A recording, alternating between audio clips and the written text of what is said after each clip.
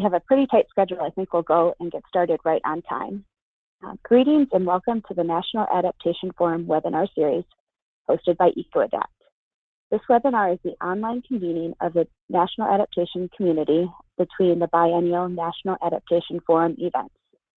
Visit the National Adaptation Forum website to learn more about past fora and start preparing for the next one, which is scheduled for spring 2019. I'm Lauren Lynch, the National Adaptation Forum Coordinator, and I'll be your moderator for today's webinar.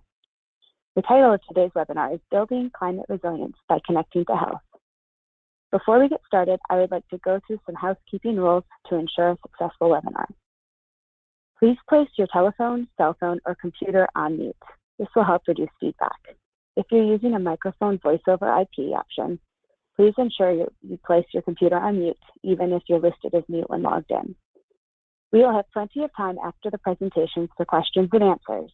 Throughout the webinar, you can use the question function to submit questions to the presenters. We will do our best to answer all of them.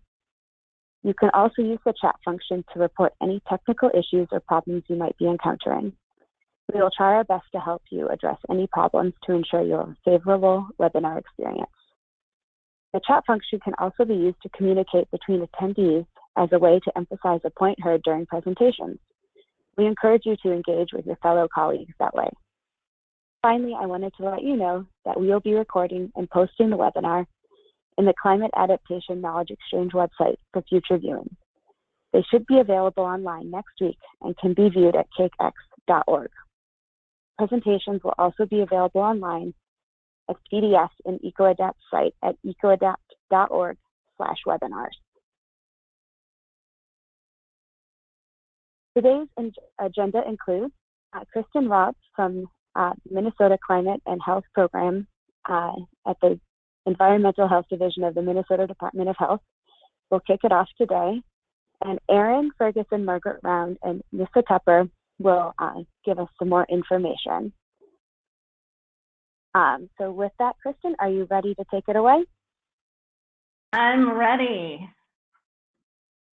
All right, well, welcome to today's webinar, Building Climate Resiliency by Connecting to Health. We are super thrilled you could join us. Again, I'm Kristin Raab, the Director of the Minnesota Climate and Health Program at the Minnesota Department of Health. And there are three things we'd like you to take away from today's presentations. First, climate change is impacting our world, communities, and families now with real repercussions for our health. Second, engaging your state or local public health department or other key health professionals is really critical to solving the looming climate crisis. And three, there are tools and resources being developed around the country to support your work in climate resiliency and adaptation. And our three speakers today are going to tell you about just a few. And I'm having a little challenge advancing the slides, but we will try here again. Okay, there we go. So it should come as no surprise to you that our climate is changing now. That is not in some distant future, but right now. This is the NASA portrait of the Earth that contains both observed and model data for the atmosphere on August 23rd, 2018, so just a little while ago. The picture shows the aerosols, that is specks of matter, including sea salt, dust, and smoke from fires in the atmosphere. On August 23rd, much of the west coast of North America was burning, sending huge plumes of smoke and particulate matter across the country. Fires raged in Africa. 3 different tropical cyclones churned in the Pacific Ocean, including Hurricane Lane that sideswiped Hawaii, and a large clouds of dust blew over deserts in Africa and Asia. All of these events captured on this global scale have significant public health impacts for our local communities. As I just mentioned, slightly over a week ago, Hurricane Lane dropped 52 inches of rain over 4 days in Hawaii, making it the second highest storm rainfall total in US history. Only last year, Hurricane Harvey dumped more rain with 60 inches recorded in Texas. 89 people lost their lives from Hurricane Harvey, and damages exceeded $124 billion. California's largest wildfire in modern history, the Thomas Fire, started on December 4th, 2017, and burned for 6 months. The Thomas Fire eventually consumed over 281,000 acres, approximately the areas of San Francisco and New York City combined. The fire destroyed over 1,000 structures, and several people lost their lives due to the fire and mudslides that were triggered from the fire. The Thomas Fire will go down as the most expensive wildfire in history thus far, totaling over $10 billion in damage. Hurricanes and wildfires are just part of the story of our new climate. Climate change is contributing to a slew of extreme weather and disasters that are costly and life-threatening. In 2017, the U.S. experienced 16 weather climate disasters with losses exceeding $1 billion, including 3 tropical cyclones, 8 severe storms, 2 inland floods, a crop freeze, drought, and wildfires. The 2017 total number of events tied with 2011 as the highest number of U.S. billion-dollar disasters since records began in 1980. The 2017 events led to 362 deaths and cost $306 billion in total direct costs. This is a new U.S. annual cost record. And these dollar estimates do not take into account the lives lost, injuries, the lingering health effects, and then the devastating impacts to well-being and quality of life from the event. The atmospheric concentration of carbon dioxide, the main greenhouse gas, now exceeds 410 parts per million, the highest level in 800,000 years. Global average surface temperatures are now 1.2 degrees Celsius higher than they were before the Industrial Revolution. Climate change is not only producing more extreme weather events, it is also affecting more subtle changes in ecosystems and habitats that are conducive to pests and pathogens. This is a diagram from the Centers for Disease Control and Prevention, otherwise known as CDC, which shows the increase in geographic spread of reported Lyme disease cases from 1996 to 2013. Climate change is affecting health directly by increases in extreme weather and precipitation, air pollution, and extreme heat. Climate change is contributing to a spread of diseases, including diseases spread by insects, ticks, and rodents. Flooding due to extreme precipitation contaminates water and crops. Drought and wildfires are destroying and disrupting food supplies, which can lead to hunger and malnutrition. Climate change is causing acute mental health problems like post-traumatic stress syndrome from experience with severe disaster events, or even longer-lasting impacts like depression. And climate change is impacting even more aspects of health, as highlighted on the CDC slide. But there is a ray of hope. Better and more responsive planning to these changes will not only save lives, but it can prevent the economic collapse of hard-hit communities. Starting with health in any discussion of preparing for climate change can ease political tensions and give everyone a common value as a foundation and a goal for planning. Everyone cares about health. Everyone cares about their own health, the health of their children, family, and friends. So invite your health professionals to the table. There are a lot of state and local public health departments and health professionals that have unique knowledge and skills. Plus, they tend to be trusted allies when entering potentially contentious areas, and they want to engage in climate resiliency action. Okay, I'm just trying to move the slide again, having some, there we go, yay. Our program, the Minnesota Climate and Health Program, funded by the Centers for Disease Control and Prevention, got its start around 9 years ago with several other health departments around the country passionate about addressing the health impacts from climate change. Currently, CDC funds 16 states and 2 cities through its Climate Ready States and Cities initiative, which charges states and cities to address climate change threats to health through a rigorous process of study, planning, action, and evaluation. So today you are going to hear from 3 state health departments funded by CDC that have been collaborating with stakeholders from many different professions to develop useful tools to build climate resilient communities. And just a quick reminder about our 3 key points from today's presentation. First, climate change is happening now and it's impacting our health. Second, engaging your state or local public health departments or other key health professionals is a great way to find common ground and create resilient communities. And third, there are tools and resources to support your work in climate adaptation. And with that, I'd like to hand the stage over to our 3 speakers to tell you more about those tools. And thank you.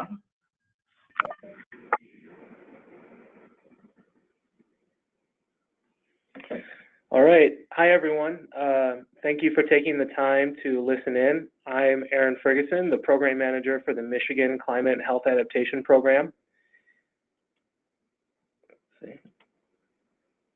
And I'm presenting today on a joint project with Michigan State University Extension to develop a climate and health adaptation guidebook for Marquette County, Michigan. And for those that aren't familiar, Marquette is located in Michigan's Upper Peninsula along the shores of Lake Superior, the largest of the Great Lakes. This project stems from our previous efforts to implement the CDC's Building Resilience Against Climate Effects, or BRACE, framework. As part of the BRACE requirements, we conducted a statewide vulnerability assessment for waterborne disease, respiratory disease, and heat illness, and also evaluated the existing literature on climate-related public health interventions. What we found through that process was, 1, there are a number of communities that are at risk from climate change, as Kristin described before.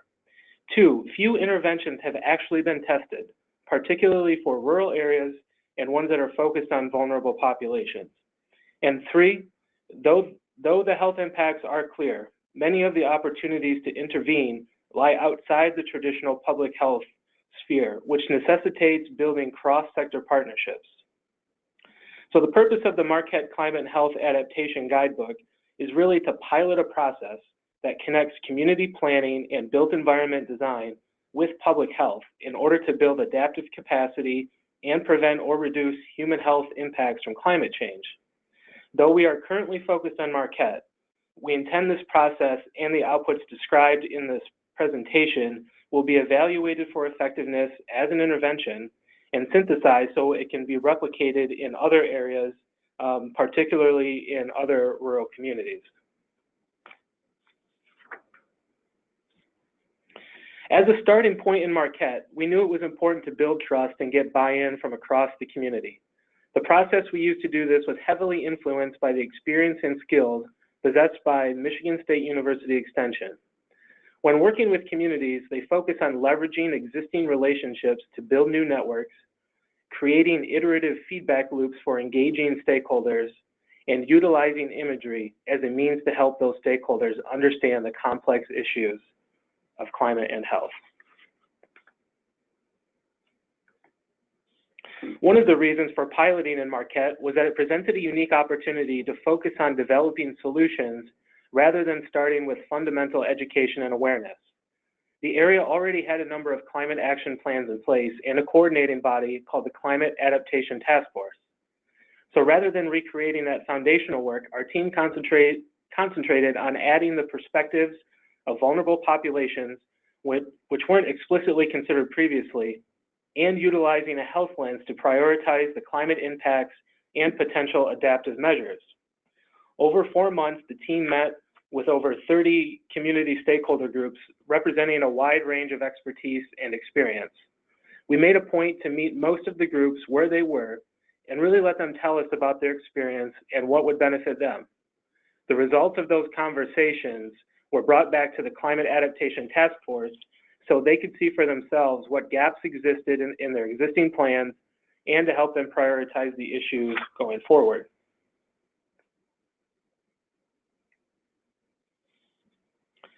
In November 2017, the team presented that stakeholder and task force feedback to the broader community for additional input that we may not have picked up on the first time through. We asked them to further refine the priority issues, point us to specific locations across the county where they see climate-related impacts occurring, and describe their vision of what their community would look like with those issues resolved. And here you can see some images and some of the feedback that we actually captured during that meeting.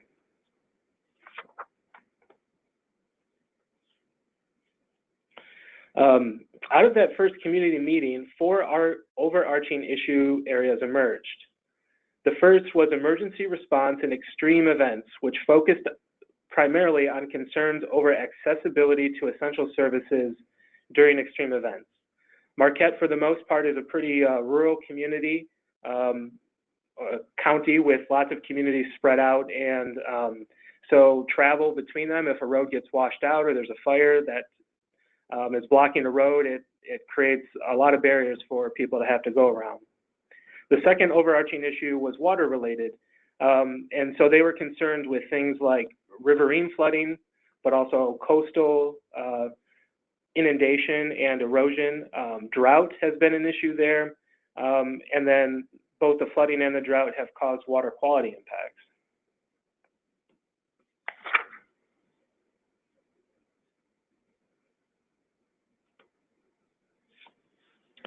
The third overarching issue was vector awareness, which, as you saw from one of the slides that Kristin presented, is really a result of Michigan being an emerging area for exposure to ticks and Lyme disease. And the fourth overarching issue related to air quality impacts. And this was primarily from an increase in local wildfires that they've seen. But then again, as Kristin also showed, an increase in particulate matter that's being blown in from a number of increasing fires across the United States and also in Canada, since they're so close to Canada. So from those sort of 4 overarching themes, we developed some exposure pathways, which you can see here, that described how climate change impacts that the community identified could directly and indirectly lead to negative health effects. And this also helped us start mapping out thinking about areas or points where we could create adaptations to intervene between the climate impacts and negative health outcomes. So with that information in hand, the team traveled around the community and captured images of locations that were representative of the priority climate issues and health impacts that were identified. Those images were then modified to show what the space could look like and how it would function after adaptive measures were implemented. Symbology was used to link the adaptations in the image to the appropriate overarching issue areas which they were meant to address. For some of the images, we identified sample policy recommendations that would enable the adaptations to be implemented, and also provided some sample metrics for measuring effectiveness in the future.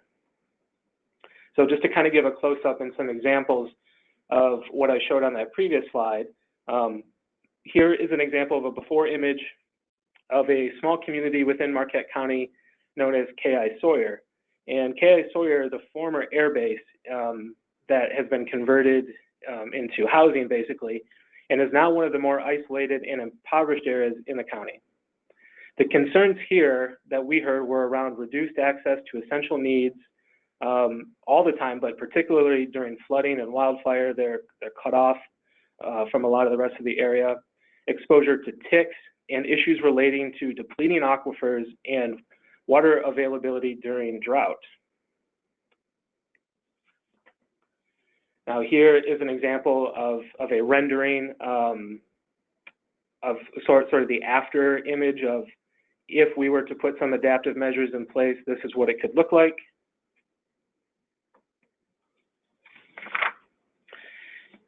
And this is the same rendered image, but also includes superimposed over it a description of the adaptations or interventions, and you see those listed at the top. The symbology, which you will probably recognize from those pathway diagrams, we try to utilize that symbology to track the connections between the impacts and the adaptations throughout the entire guidebook. And then here you can get a better look at some of the sample policies and metrics.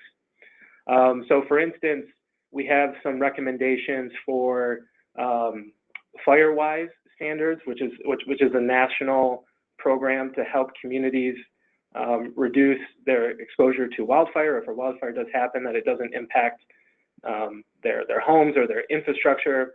And so we've encouraged them to go about that. And then some sample health measures would be, for instance, the number of sites within the county that are listed on the FireWise USA map.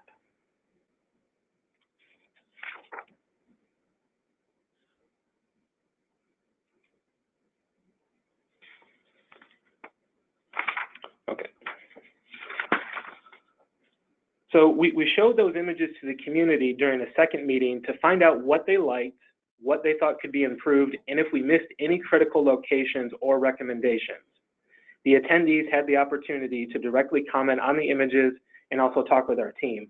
And that's what you see here is just us capturing the sticky notes that people were able to put on those images. So with several rounds of feedback in hand and more deliberation with the Climate Adaptation Task Force, we decided to break up the final adaptation guidebook into 3 volumes. The first is to be a summary of the entire process that will also contain all of the imagery and design renderings. It's meant to be more accessible to the community and all stakeholders involved. The second volume will present the recommended adaptations, the enabling policies, and metrics for impacts identified. And you can kind of see that volume 1 is represented by the image in the lower left corner, and that volume 2 will look like the image in the upper right-hand corner. And that volume 2 will target more of a technical and decision maker audience. Now, those first 2 volumes are being reviewed by key stakeholders right now, so they've been drafted, and we are intending to release them this fall. The third volume will be developed in 2019 after the first 2 volumes are released, and will reflect a prioritization of specific adaptations that the community wants to pursue and describe who will have ownership of those activities. So we sort of have to put these volumes 1 and 2 out there first, get the community to dive into them, and then we go back to phase 3. So just a few closing thoughts on what we've learned so far. One is that the visual design approach provided a gateway for presenting a complex topic and helped stakeholders understand climate change in their local context. 2 was framing climate change through the lens of health impacts while using planning and design interventions brought together a wide variety of affected populations and disciplines. 3, understanding and acknowledging the community's unique identity was crucial for building trust from the start. Number 4, in a rural county, one-on-one involvement of vulnerable populations often requires additional outreach and feedback loops. And I really want to emphasize that because it tends to be an area in a lot of these projects that we don't do enough of. So we have to continue to go out and bring them to the table, not just send an email invitation. And 5, though not every community will have a countywide multidisciplinary steering committee like the Climate Adaptation Task Force already in place, we find it is a crucial factor for adaptive capacity and is necessary for long-term implementation of interventions as we've recommended. So thank you. Here's my contact information if you have any more follow-up questions after the webinar today. Thanks. Thanks so much, Aaron. Next up, we have Margaret Round. She will be discussing, or she will demonstrate the usefulness of the Massachusetts Department of Public Health Climate Change Vulnerability Mapping Tool for adaptation and for adaptation planning and emergency preparedness. Take it away, Margaret. Thank you, Lauren. First, let me introduce my colleagues that are here with me, Glennon Barriston and Kate Adams, and they're going to chime in and help out with this presentation. Next slide, please. To provide some context on what we're going to be talking about briefly today, I wanted to mention about the determinants of health and something I'm sure that you've heard about, that 40% of the premature deaths are caused by behavior patterns that could be modified by preventative intervention. And so with that in mind, we also think about different aspects of vulnerability in Massachusetts. And while Massachusetts is considered one of the best states for healthcare access, for example, and is typically rated in the top states for health, when we start to look at data at a more refined geographic scale, we find that, for example, we might have the lowest infant mortality rate in the nation, but then when we look at racial and ethnic disparities, we find that Black, non-Hispanic, and Hispanic infants are 2.1 and 1.5 times higher than that of our white non-Hispanics. Another example is Massachusetts is one of the highest rates of asthma. We also have Black non-Hispanic males have one of the highest homicide rates, 30 times higher than the young white counterparts. And then also low-income communities and communities of color have a higher prevalence of childhood blood lead levels. So next slide, please. So to address this, our commissioner and the Department of Public Health have developed what is called the Massachusetts DPH House, and it represents the foundation on which we work to achieve our vision and mission. And the core drivers of that are related to using data effectively, social determinants of health, and addressing health disparities. Next slide, please. So to give some context for climate vulnerability assessment, we start with a study that we had conducted some time ago, actually with the Environmental Public Health Tracking colleagues, who I'm going to, Glennon's going to talk a little bit about shortly. And we did a study on the heat vulnerability index and what it represents overall in terms of health impacts. And we found that the index itself represents overall vulnerability to climate impacts, not just heat. Also, communities with high existing health burdens are less resilient to pending climate impacts. We identified the importance of GIS mapping to look at these indicators and to inform decisions, and that was just demonstrated by Erin. And assessing the co-benefits of actions taken now to reduce health impacts may be useful to incentivize local planning activities. Next slide, please. So as Kristin mentioned, we have a long history here in Massachusetts with funding from CDC, starting back with the CRSCI and then with BRACE, as Erin mentioned, and now we are with CHAMP. And two important milestones that I'll mention to you along the timeline there. One is that in 2016, the governor signed an executive order that's requiring climate adaptation planning both at the state level and at the local level. And we are about to publish the State Hazard Mitigation and Climate Adaptation Plan in the next couple of weeks, which actually combines the FEMA State Hazard Mitigation Assessment with a climate adaptation planning process. This is the first in the nation, and I encourage you to come back to our website to get the link for that in a couple of weeks. Next slide, please. So in general, our focus has been to look at and evaluate and strengthen local health response to climate change. We do that by collaborating across jurisdictions, implementing the CDC BRACE framework, and then we also sponsor trainings, and importantly, we have used the Environmental Public Health Tracking Portal as our platform to reach our stakeholders and the public. Next slide, please. So to illustrate how we are thinking about this, we have climate hazards, exposure, risks, and vulnerabilities. And the implementing interventions and adaptations, next slide, breaks the pathway connecting climate hazards and health risks in a number of places, as you can see here. And so there's a number of examples where interventions can address in this case, heat and air quality impacts, and ultimately reduce risks and vulnerabilities. Next slide, please. So now I'm going to pass this over to my colleague Glennon, who runs the Environmental Public Health Tracking Portal program here and at DPH. Hi, everybody. Thanks, Margaret, for letting me chime in here. Happy to talk to you all today. So this slide just represents the reach of the Environmental Public Health Tracking Program.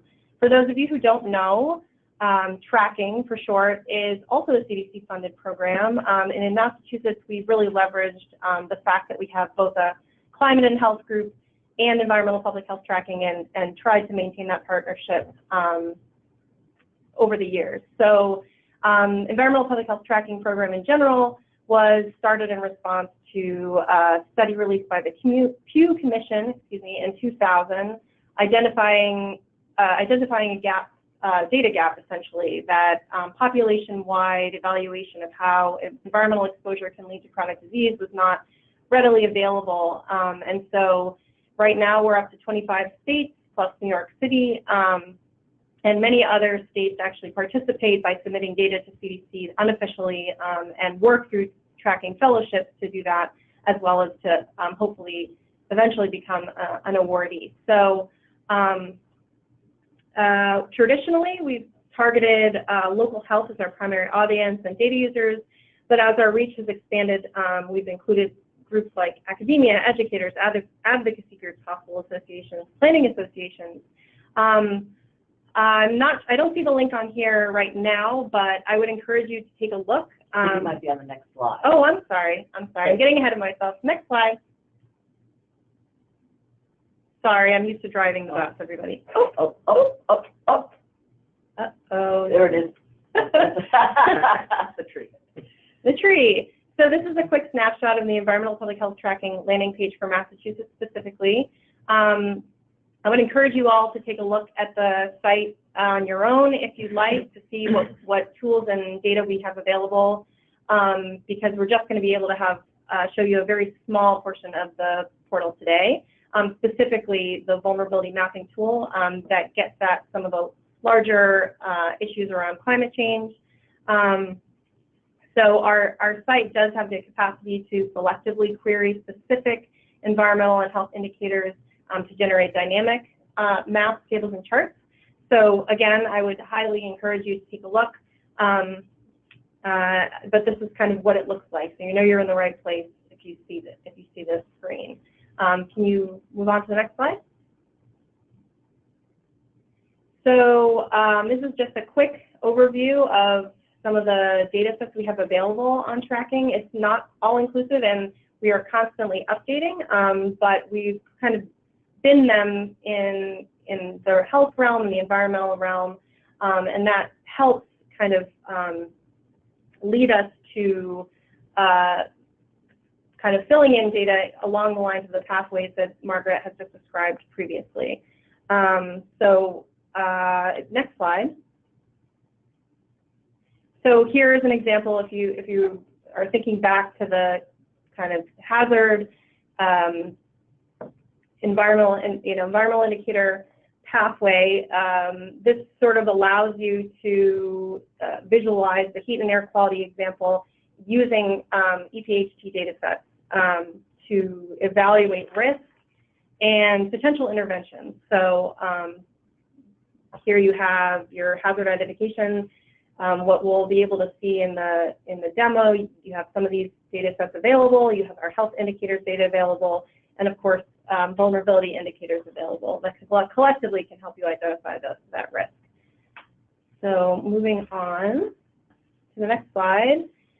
Ultimately, the goal being that EPHT can be a platform for presenting data and tools to inform decisions and address climate-related health impacts, really focusing on local knowledge and local information to effectively implement those strategies and prioritizing limited resources or communities with limited resources.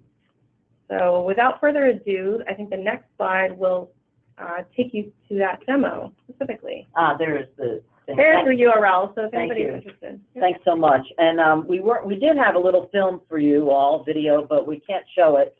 today, but we're going to show just a series of slides to give you an idea of the kind of information we have on our mapping tool. So Lauren, if you could go ahead and start to present that. So this is just an example. We have our web pages that provide background information on what I discussed previously, but here is our focus on our particular program and the BRACE framework and the work that we're doing to essentially implement each of those steps. Next slide. We also have our vulnerability web page, and here we are focused on looking at those areas of exposure, sensitivity, and adaptive capacity, and how those together define vulnerability of human health to climate change. And I believe the next slide is the actual vulnerability mapping tool, and here are the layers that are available on the tool. They include demographic, social economic layers, as well as some that we have recently developed here that I'm going to show you. Next slide, please. So we start with a very important group here in Massachusetts, and that is the percent of 65 and above living alone. And you can see that there are a number of cases where there's communities that have, almost half of the population are in that category. Next slide, please. Then we also look at community percent below poverty level, and again, you can see that across the state there's quite a variation, all the way up to about 35%. Next slide, please. And then here is our the slides that actually Kate Adams has developed the data sets for, which is the estimated population over 100 living in the flood zone. And then in the next slide, which I take from an example that Jason Vargo from California DPH has put together, where we identify those populations that are living in the flood zones and are over 65. And this is an important approach that you could use to identify those communities that you want to prioritize or that need to have special focus regarding flooding and elderly. And I believe the next slide is our disclaimer, and I imagine that I'll be able to provide contact information more down the road for everyone. Thanks so much, Margaret. Thank you. And I just wanted to remind everyone on the call that if you have any questions, just type them into the chat box or the question box, and we will give you a chance to have those answered at the end of the presentation. And our last presenter today is Nisa Tupper, and she will share the Minnesota Regional Profile Reports for helping emergency managers and planners prepare for climate change trends. And I will just give you, Nisa, the control over the slides, and then you can take it away. All right, great. Thank you, Lauren. So as mentioned, I'm Nisa Tupper. Thank you. Program Manager for the Minnesota Climate and Health Program. And I feel so lucky to be here today speaking with some of my CDC grantee colleagues and sharing our work with you all. These projects really help ignite a hopeful outlook for me, and I hope also for you, because while working in climate change can certainly be a dramatic endeavor, it's really motivating for us to share stories of progress and collaboration. So the project in Minnesota that I'm going to highlight is our most recent work to develop our climate and health data profiles for our emergency management regions across the state. This effort really involves building new relationships with colleagues across a range of disciplines, pooling our creative energy and resources to better plan for climate and health impacts in Minnesota. But before I dive in, I also want to make note that this project came to fruition because of Dr. Brenda Hoppe, who's our program's research scientist. Her dedication, smarts, and energy were really key drivers behind this project over the past year, and I hope the brief overview I give today does some justice to explaining the impact of her efforts for our state.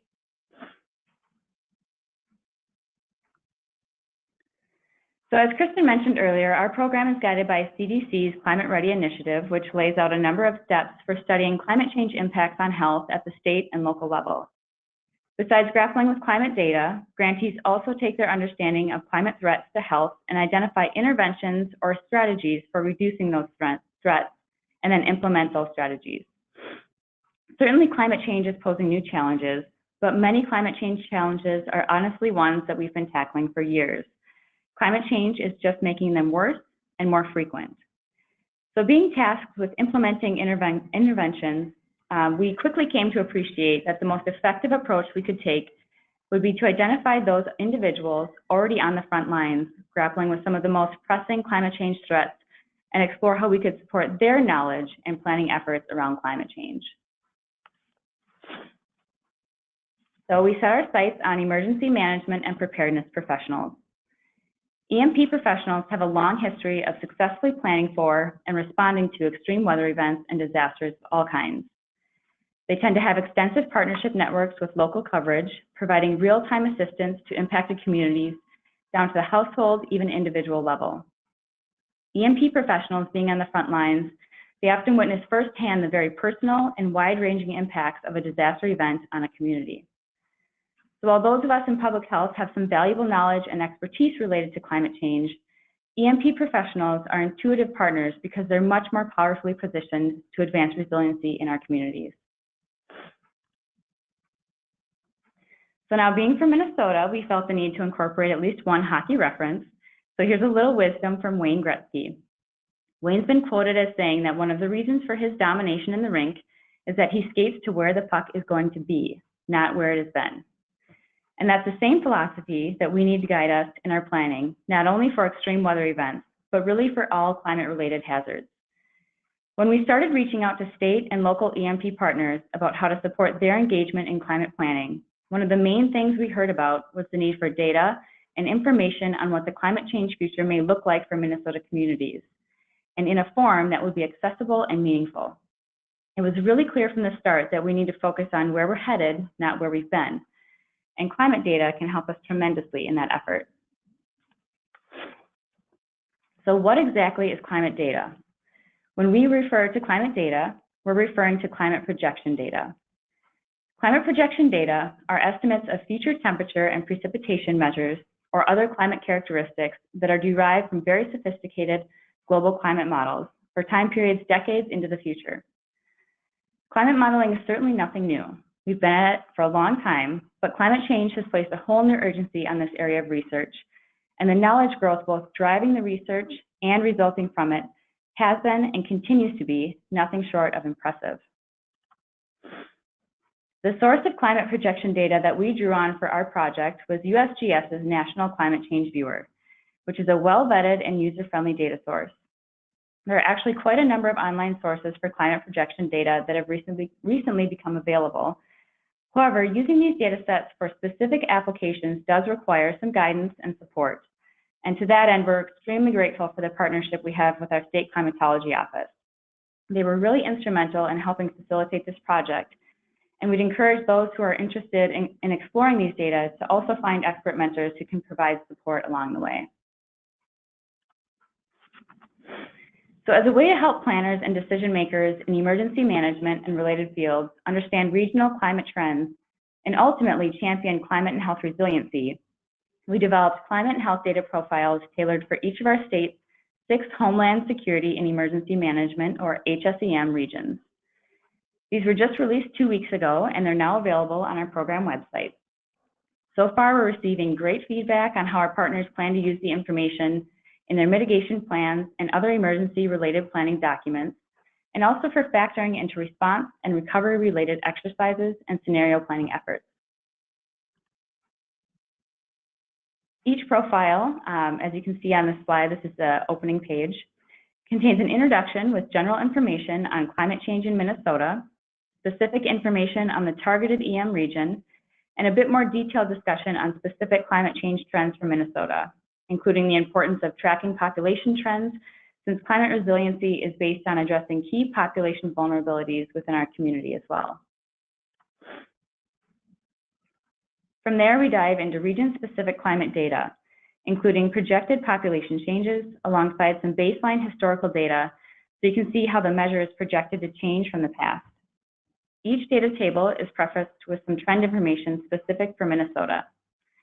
With regard to the population projection data, data are provided for both child and senior population changes, as these groups are often identified in climate and health literature as having specific vulnerabilities, needs, or concerns that make them uniquely vulnerable to climate threats. Then we present a case study that aims at putting all this climate data information into a real-world context that many readers in EMP may also have had experience with. This section of the profiles is pretty unique and is evidence of why it's important to involve leaders of your intended audience when you're developing communication materials like this. Our intention with the case study section was not to say that climate change definitively caused these disaster events. What we're trying to do is compare future temperature and precipitation projections for the region with the same measures that were associated with a past disaster event to demonstrate the potential impacts of these future projected trends on our communities. We know that stories are what really engage people. It's just not that meaningful to hear that, for example, maximum summer temperatures for your region may rise by 7 degrees in a few decades. However, it does become much more meaningful to see that those high temps associated with a recent drought event were similar to what's being projected as a new norm for your region just a few decades from now. So we spend a few pages on this case study, or focusing event, if you will, and each profile features a different event that has a significant impact on that region. So we asked our state EMP and climatology partners to come up with those disaster events, and we wanted them to be particularly notable for each region, and you'll see those on the left-hand side of the slide. Together, these 6 profiles cover many of the top climate-related disasters that are priorities for both the EMP sectors and for our field of climate and health.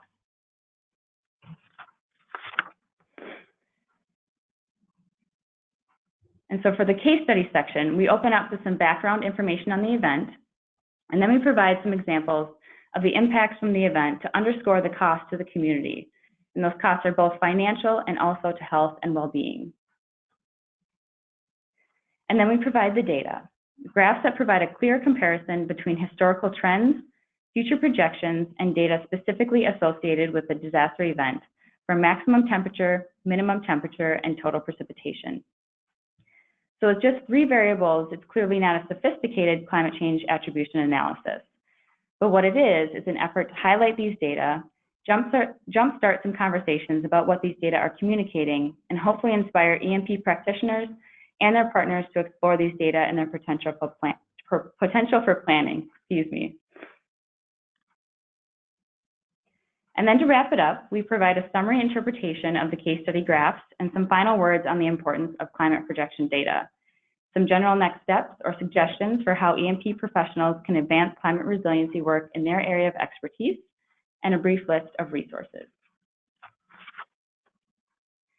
So looking ahead, we hope to continue building relationships with our EMP partners, and we plan to convene a climate data technical work group to provide support to public sector planners and responders, like EMP professionals, and others on where to get the right climate data for the project they're interested in, the best options for using these data, and assistance with interpreting their meaning in the context of specific projects. Ultimately, we hope that this technical work group will provide a space for data users to learn from others and really get inspired to, nod to the past slide, skate to where the puck is going, not where it has been. So with that, I'll note that you can download the profiles from our website, which is listed here on the screen. And then I guess I will turn it over to the group for questions, and all of our contact information is listed here as well. Thank you. Great, wonderful webinar. Thank you for our speakers.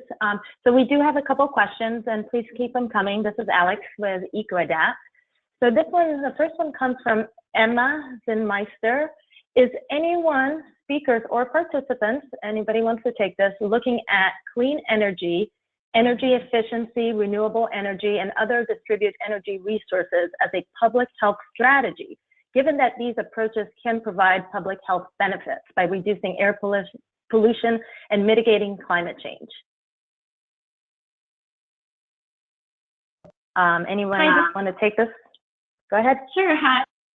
Hi, this is Kristin from the Minnesota Department of Health. And yes, we have been looking at clean energy as a way to both mitigate and adapt to climate change.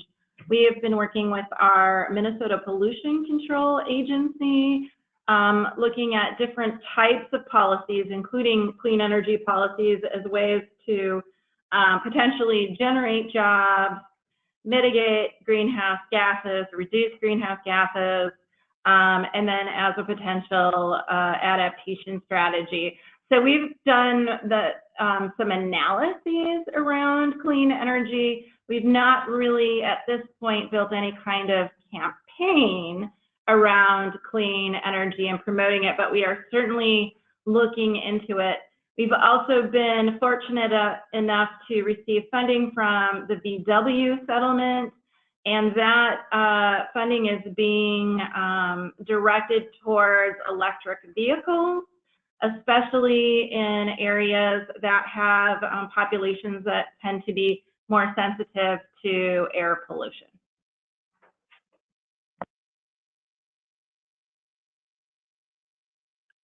Great. Anybody else want to answer that question from Michigan or Massachusetts? This is Aaron from Michigan. We in Michigan primarily work sort of at the local level, so we've worked with a number of communities that have been interested in developing climate action plans or sustainability plans or resilient master plans, and often they have an energy sector component where they're looking at improving their energy efficiency or implementing renewable energy. And so we often go in and help them identify the co-benefits to doing that in terms of health and adaptation. So it's not something that, unfortunately, in Michigan, we can really talk a lot about the mitigation side of things, but we can go in and identify the co-benefits when communities are looking at those measures.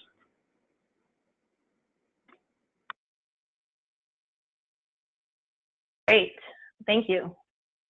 A quick question from Anna Wolf here. Has anyone looked at inland flood risk, such as urban flooding outside of the floodplains, and creating a vulnerability index based on community stressors there?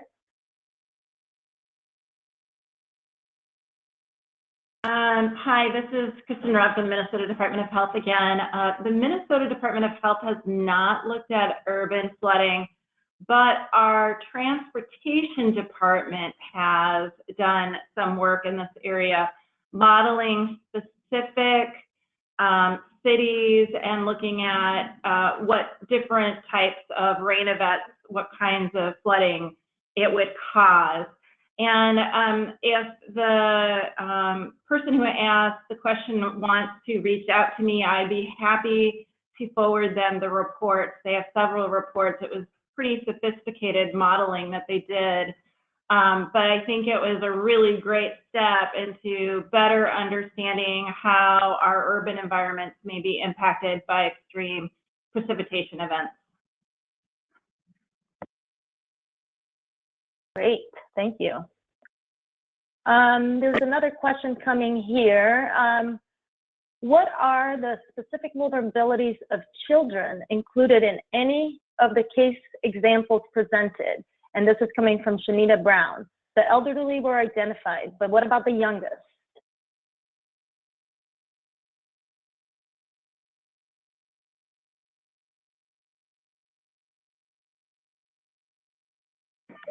Can you clarify the question? Are you looking for what are the vulnerabilities of children? No, like, so how were they, were they identified? So it showed in one of the slides that the elderly were mapped out, and I think that was in Massachusetts. Right. But have you guys been looking at the vulnerability of the youngest of children as well? Well, I can attempt to answer that question.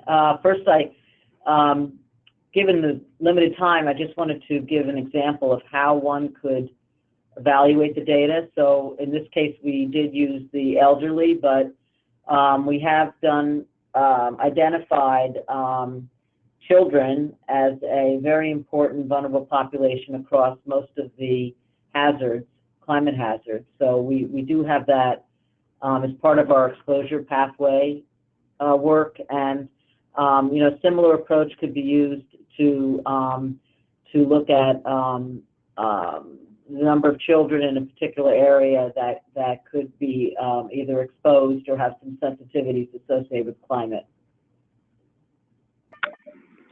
This is Aaron in Michigan. Yes, children were included as a sensitivity variable in our statewide vulnerability assessment for waterborne disease, heat-related illness, and respiratory disease. So that was that's how we incorporated youth into our assessment. Great. And yes, I can add one more thing, Lauren, to that, since Aaron just jogged my memory. So in addition to the data sets that we had listed in our work, we do have a pediatric asthma prevalence data set for Massachusetts. I think it's the only state in the country. There could be a couple more, but we have 100% of the elementary schools reporting on that. And we do use that information in our baseline health assessment work for generally for environmental health, but also for climate change.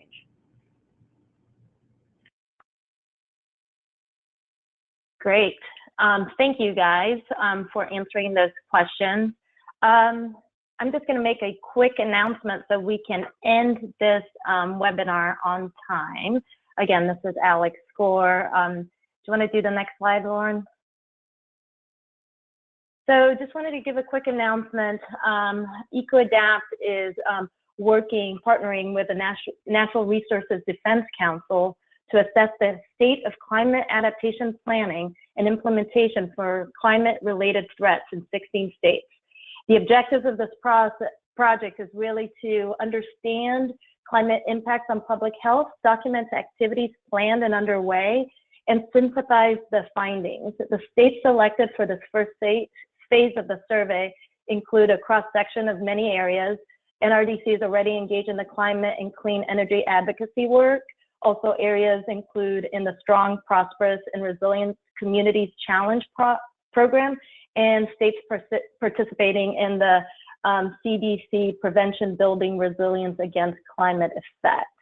So the states right now, I know they're limited, they're 16 states, Colorado, Florida, Illinois, Iowa, Michigan, Missouri, Nevada, New Jersey, New York, North Carolina, Ohio, Oregon, Pennsylvania, Virginia, Washington, and Wisconsin. We're looking at some funding to, of course, expand to all the states, but just wanted to reach out to anybody in working in the sector to reach out to Rachel Gregg. Her email is right there.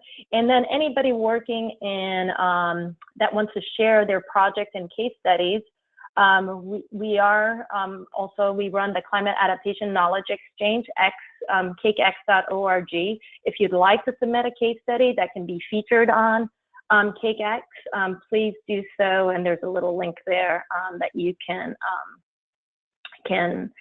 submit your case study. So I will leave it back to my panel members. Do you guys want to each say one final word?